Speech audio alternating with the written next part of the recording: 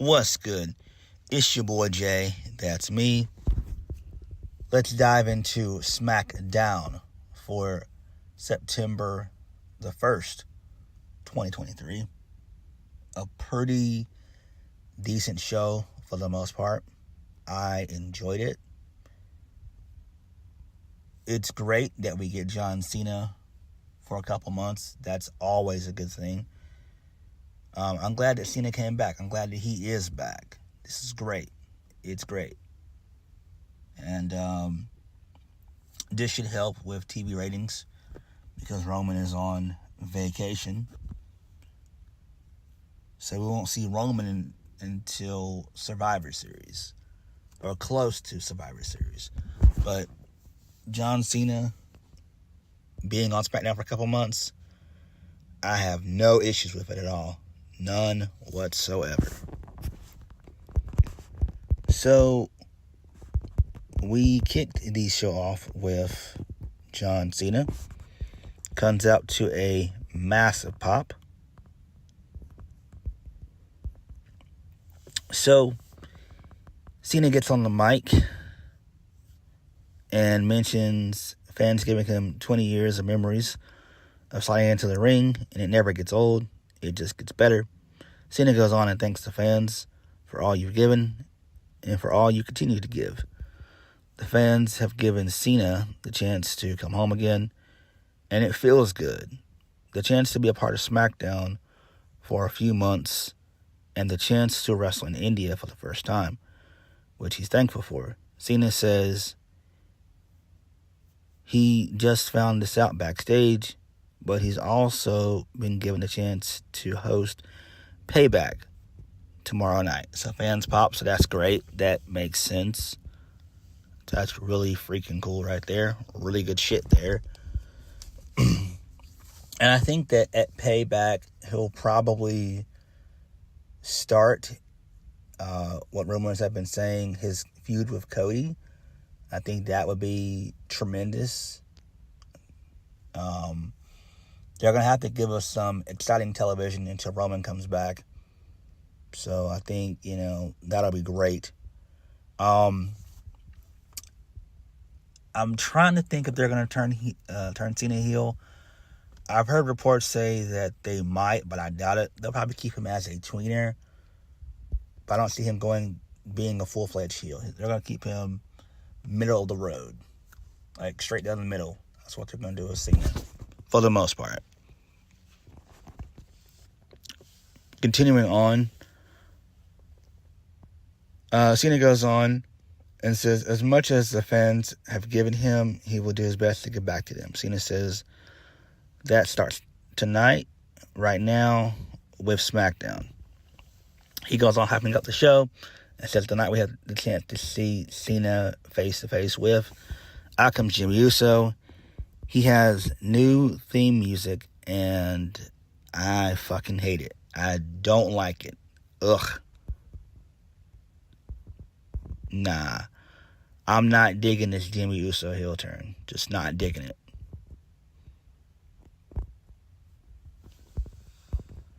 So, Jimmy Uso comes into the ring. So, him and Cena, they size each other up. Fans chant for Jey Uso. Cena says, this feisty bunch is talking about what they want. Jey Uso asks John Cena what he's doing here. Jey Uso says, don't boo him. What are you doing here, John? Jimmy Uso says, these people came to see him. Jimmy says, they didn't come just to see him. They came to find out why, Jimmy. Jimmy says, it's simple. He'd save his brother over and over again, 10 times if he could. He did what he had to do at SummerSlam because he loves his brother. He didn't want to see Jay be corrupted like Roman Reigns or like John Cena. So Jimmy knocks Cena for wearing his light blue attire, his light blue shirt. Cena admits he has an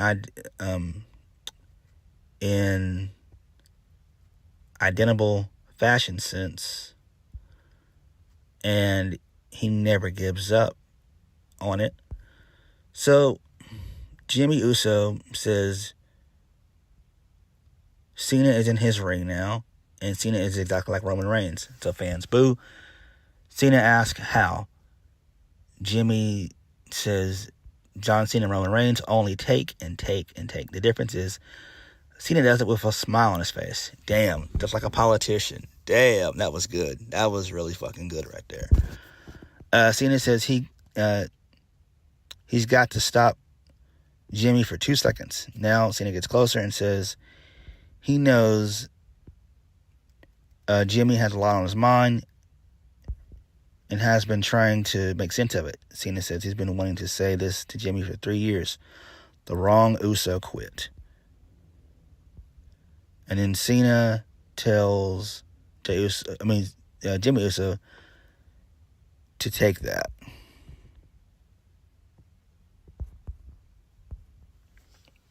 So Jimmy then turns, looks at John Cena, and then Jimmy goes for a super kick. Cena blocks it, and then he hits Jimmy with an attitude adjustment in the middle of the ring for a big pop. Cena heads to the floor to celebrate with fans. And then Jimmy's trying to recover at ringside, and then Cena heads to the back. So this was great. I enjoyed this. Really good. Maybe 7 minutes of this. A little 7-minute promo. Not bad. I enjoyed it. Kind of really good shit there. So that's great. I love it. I love it.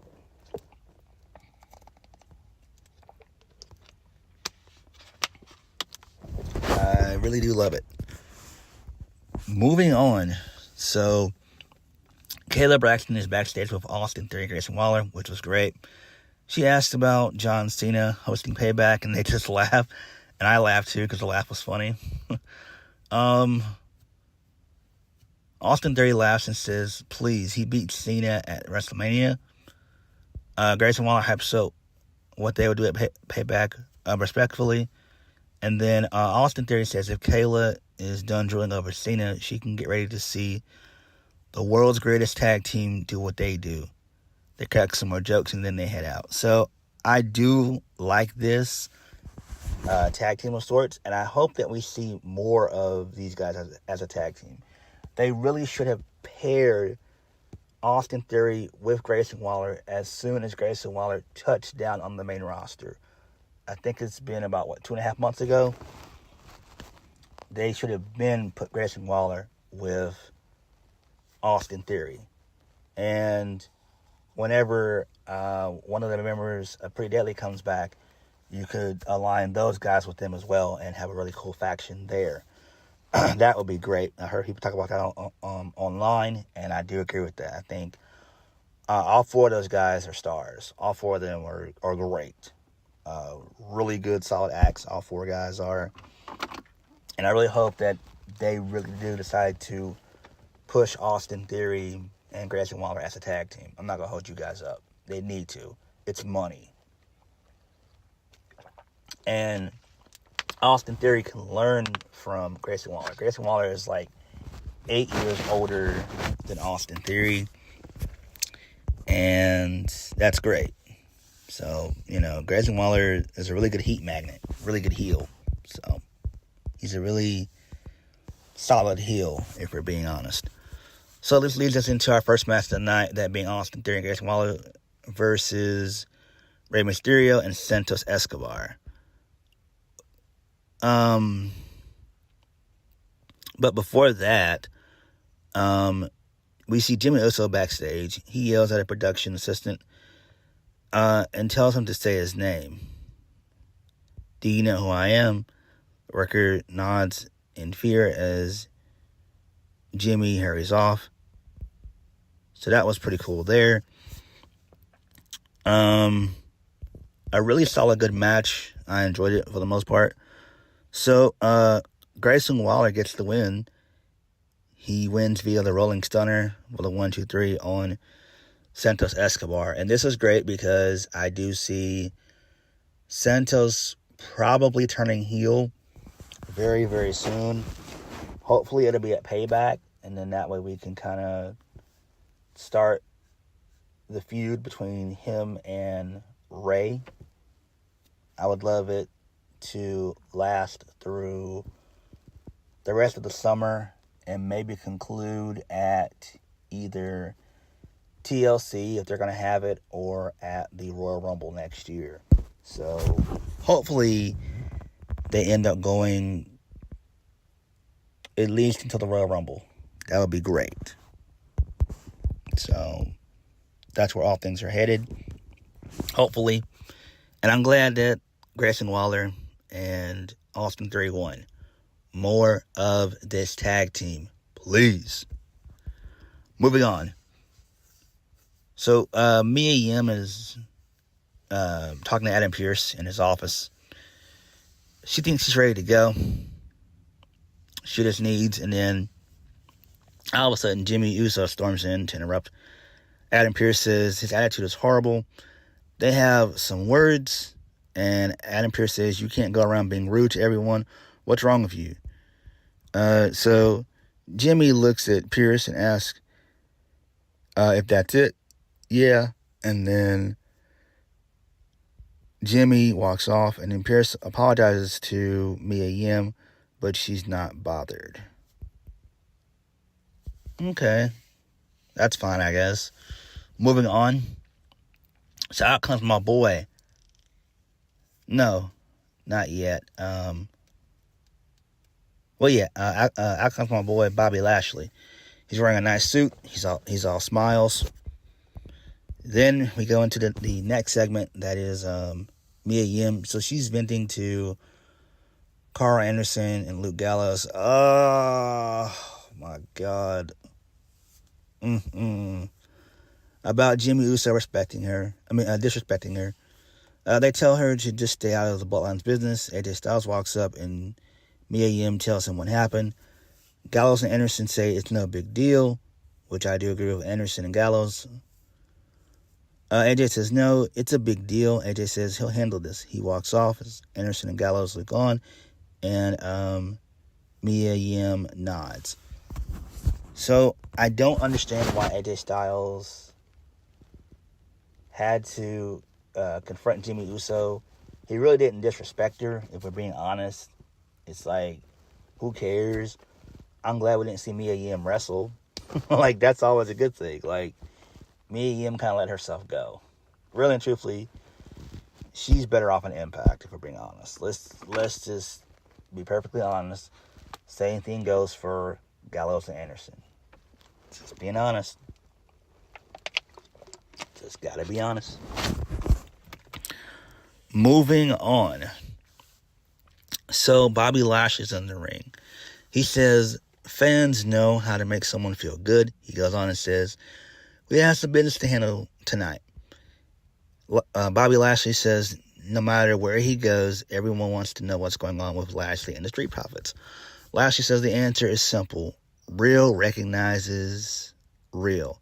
Great recognizes great, and that's why I recognize the Street Profits. So Montez Ford and Angelo Dawkins come out wearing suits, which look nice. So Lashley begins praising the Street Profits as charismatic, athletic, and more aggressive than they ever have been. Montez Ford tells Bobby Lashley to hold up. Tonight's not about the Profits. It's about the Profits showing gratitude to Lashley for what he's done for them. Montez Ford says it's been a long time since they've had this much success. And Montez Ford says they have fresh cuts, fresh threads, and they're sexy. Dawkins praises Lashley and says, since this friendship was formed, Lashley has shown them the bigger picture. Dawkins says they have stepped over what was to what is. Montez Ford says it's nothing personal, it's only profits. Ford says they have only 2 words for you, partner. Thank you. Lashley says he appreciates it, but they don't have to thank him. they can thank him with continued success. Bobby Lashley says they are sending a message to the entire WWE universe. They're putting everyone on notice. They're coming for power, control, and championship gold. And then some of the fans pop, and then Lashley says they're coming for it all. Nice. So I dig it. So I think what they're going to end up doing with Bobby Lashley and the Street Profits is kind of turning them into a dominant trio. I see them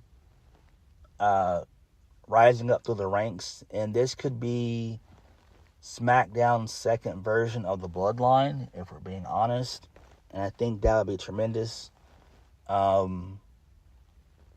So I really hope that they push this faction. I love what they're doing, and this needs to be a serious faction, and then maybe down the line they can add in Shelton Benjamin and Cedric Alexander. It doesn't have to be the Hurt Business 2.0, but just something different. And I do think that Lashley can elevate all four guys, if we're being honest. So I'm all for this. This is a big thumbs up in my book. I love this. This is great. So hopefully Triple H can get off his ass and actually push these guys, because these guys are too good to just be in the mid-card. Like, I'm serious.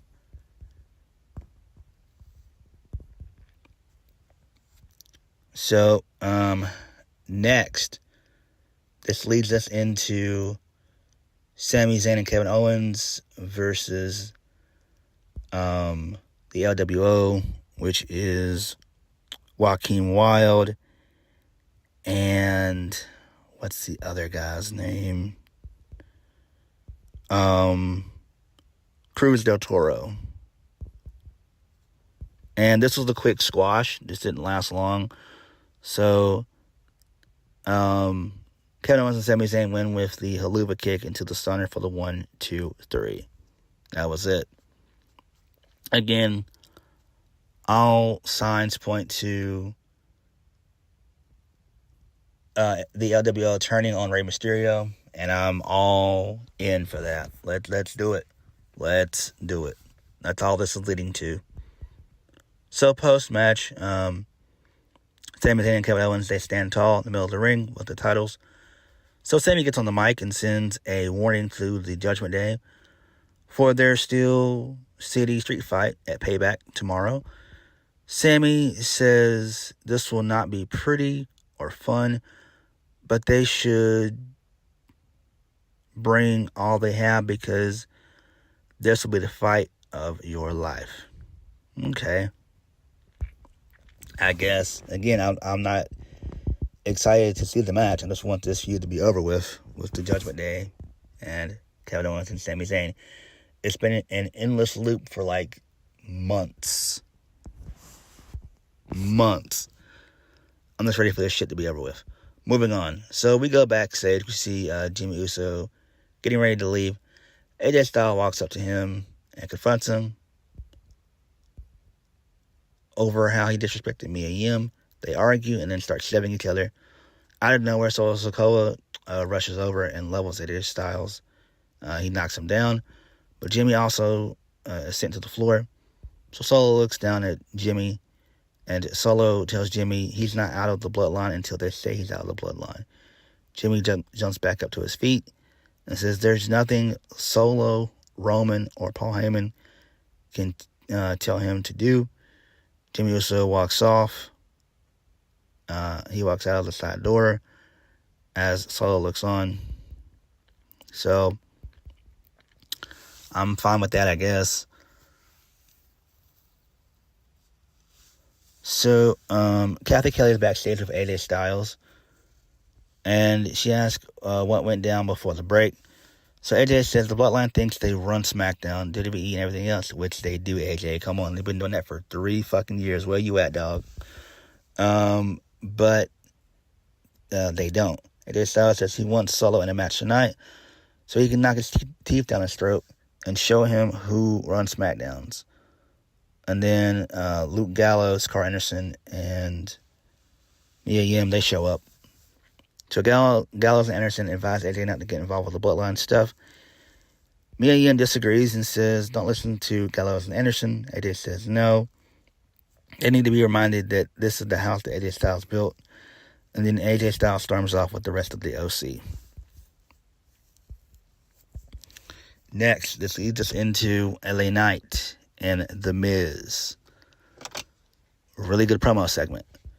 So, Miz is out in the ring. He gets on the mic and says, payback tomorrow night. LA Knight will have the biggest match of his career. Miz goes on and says, we saw how easy it was for Miz to become LA Knight on Raw. Fans chant for LA Knight. Miz continues his rant on how LA Knight is not on his level. Miz says, LA Knight is not half the star he is right now or even 10 years ago. I called my boy LA Knight to a big pop. Dummy, yeah. So, LA Knight gets on the mic and says, Miz has always done his cosplay thing. He's done The Rock, John Cena, and now LA Knight. Yeah. So, LA Knight says there's 3 guys that have something in common besides Miz not being able to fill out. Not being able to fill out their clothes. You little turd. That was funny. LA Knight says those 3 guys are who Miz wants to be. LA Knight goes on about how he's fought from the gutter, fought from roach-infested apartments, the very bottom, and working every dirty job he could, relying on payday loans. So, LA Knight agrees with Miz that LA Knight is not on his level. LA Knight says Miz came through reality TV, but LA Knight fought his way. And so, yes, they're not on the same level. LA Knight is way up here, and Miz is way down there. He says Miz couldn't walk a day in his boots. Miz fires back and talks about how LA Knight has failed where he succeeded.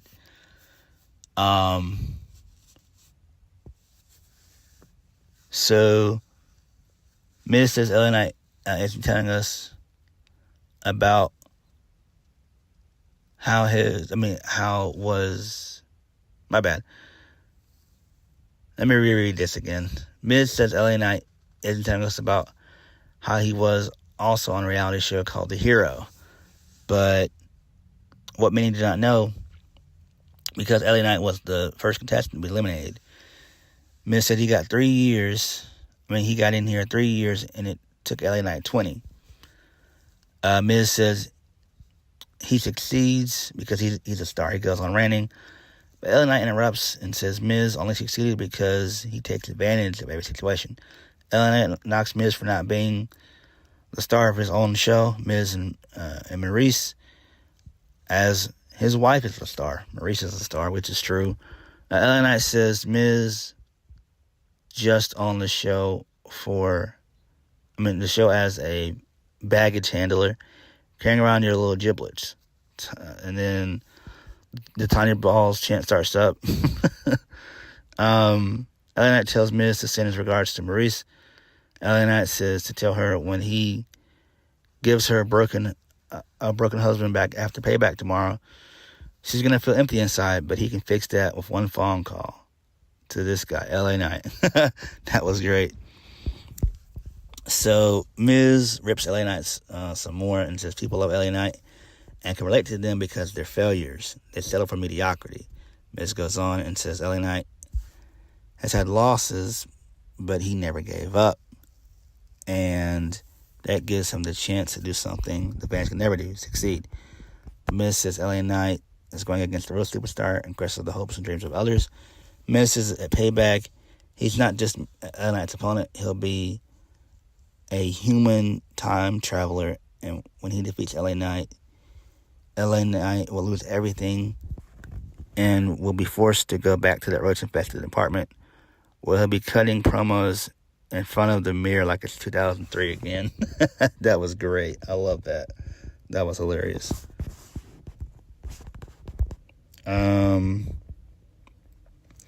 So then LA Knight says, of all the stupid things Miz said, Here's her about one thing. LA Knight never quit. LA Knight says he does not know how to quit. LA Knight says Miz wants to constantly live in the past. He goes on and says about that time machine, Miz should get in it because his present is trash and his future looks even worse because at Payback, Miz will get stomped out and he'll learn in the present and future whose game is it. And then LA Knight does his LA Knight thing. And then so Miz attempts to attack LA Knight. And then he hits the skull-crushing finale on LA Knight. And then Miz gets on the mic and says if LA Knight wants to talk about the future, then that's his future. And then so Miz makes his way up to the exit. LA Knight's still laid out. And then Miz heads to the back. LA Knight jumps up and attacks Miz from behind. And then officials come out to try to separate LA Knight from The Miz. And then The Miz goes to the back. So that was great. A rather long promo segment, but it was worth it. So it was good. Next, Bayley versus Shotzi. We haven't seen Shotzi in a couple weeks. It's been about 3 weeks, I believe. But we finally got the match. So Charlotte Flair comes out towards the middle of the match. And she takes out Io. She distracts Bayley. And this allows for Shotzi to get the win. So next week it's going to be a tag team match. Charlotte Flair and Shotzi versus Io Sky and Bayley. So it is what it is. It's fun. I'm fine with that. And then we get the main event, Solo Sikoa versus AJ Styles. So Jimmy Uso comes out towards the end of the match. Styles was going for the phenomenal forearm, and then Jimmy kicked AJ Styles in the leg, and this allowed for Solo to hit the Samoan Spike for the 1-2-3. Post-match, Jimmy Uso enters in the ring. He's all smiles as he hugs Solo from behind. So Paul Heyman's confused because he's watching this from the apron. So Solo and Jimmy face off. Jimmy's smiling until Solo lays him out with a Samoan Spike. And Solo and Heyman exit. And then AJ Styles gets back to his feet. He struggles to get back to his feet. Jimmy hits him with a super kick and does the Uso splash. And then Jimmy raises the one in the air. And then Heyman is talking to someone on the phone. And then Michael Cole says on commentary, it looks like Jimmy Uso wants back in the Bloodline. And Jimmy continues to have his one in the air, and he stares down Paul Heyman and Solo Sikoa, and that's how they go off the air. So, a decent show, and for being honest, I enjoyed most of it for the most part. Charlotte being back is fine, I guess. I really enjoyed the Grayson Waller Austin Theory tag team. I hope we see more of that. Bobby Lashley's new faction kicks ass. That should be great. The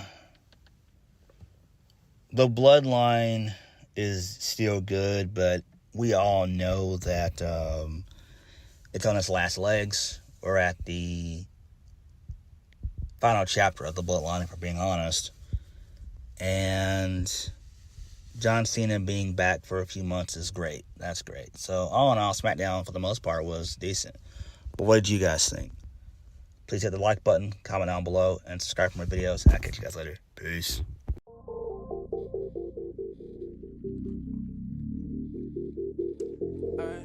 To the